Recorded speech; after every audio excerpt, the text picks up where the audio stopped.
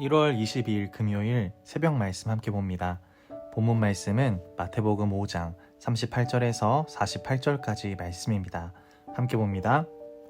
또 눈은 눈으로 이는 이로 갚으라 하였다는 것을 너희가 들었으나 나는 너희에게 이르노니 악한 자를 대적하지 말라. 누구든지 내 오른편 뺨을 치거든 왼편도 돌려대며 또 너를 고발하여 속옷을 가지고자 하는 자에게 겉옷까지도 가지게 하며 또 누구든지 너로 억지로 오리를 가게 하거든 그 사람과 심리를 동행하고 내게 구하는 자에게 주며 내게 꾸고자 하는 자에게 거절하지 말라.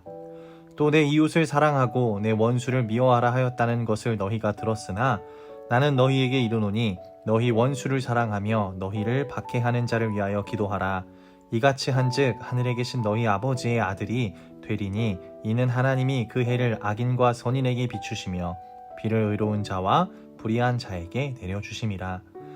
너희가 너희를 사랑하는 자를 사랑하면 무슨 상이 있으리요? 세리도 이같이 아니하느냐?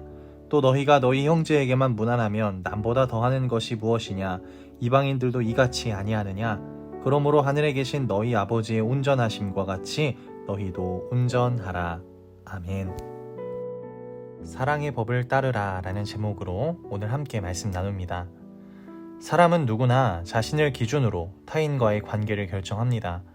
그런데 예수님은 자신을 내려놓음으로 사랑을 행하라고 말씀하시죠. 얼핏 보면 이 예수님의 교훈은 말이 안 되는 듯 합니다. 어떻게 그렇게 사느냐고 충분히 반문할 만합니다. 예수님이 우리에게 이러한 말씀을 주신 뜻을 오늘 함께 깨닫고 또 그 뜻을 삶에서 이루어가는 귀한 성도님들이 되시기를 주님의 이름으로 축복합니다.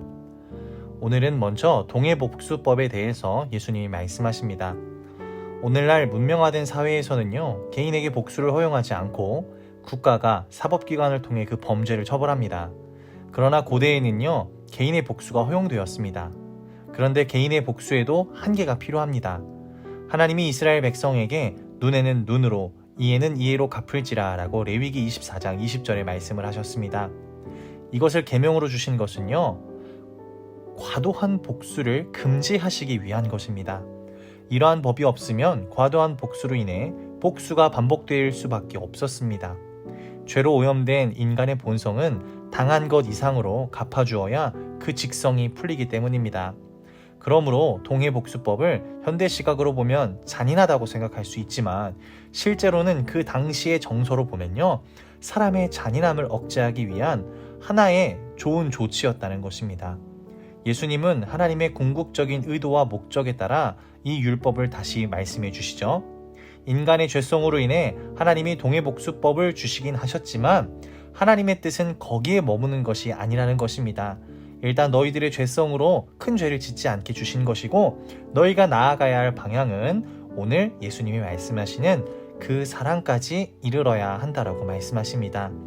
그래서 예수님은요, 후반절에 하나님의 사랑을 본받으라 라고 가르쳐 주십니다. 이 원수를 사랑하고 자신을 박해하는 자를 축복하라고 말씀하시죠. 이 말씀은 하나님의 온전한 사랑을 따라서 행하라는 말씀입니다. 원수를 사랑하고 원수를 위해 자신을 희생하고 축복하는 하나님의 사랑의 절정이 바로 오늘 이 말씀을 가르쳐 주시는 예수 그리스도입니다. 하나님과 원수되었던 인간을 구원하시기 위해 아들의 생명을 내어주신 하나님의 사랑이라고 로마서에서 말씀하죠. 그러니 우리도 예수님을 따라 또 예수님을 보내신 하나님을 따라 원수에게도 사랑을 베풀 수 있는 그러한 인생들이 될 수 있기를 간절히 소망합니다. 예수님은 한마디 더 하십니다. 하나님은 또한 햇빛과 비를 모든 사람에게 내려주심으로 동일하게 은혜를 베푸신다 말씀하시죠. 그러므로 성도는요, 하나님의 온전한 사랑을 따라 자신에게 호의적인 사람뿐만이 아니라 원수에게도 사랑을 베풀 수 있어야 한다고 가르쳐 주십니다. 사도 바울은 원수가 줄이면 먹이고 또 목말라 하거든 마시게 하라고 교훈합니다. 자신에게 호의적인 사람에게만 사랑을 베푼다면 세상 사람들과 다를 바 없는 사랑이죠.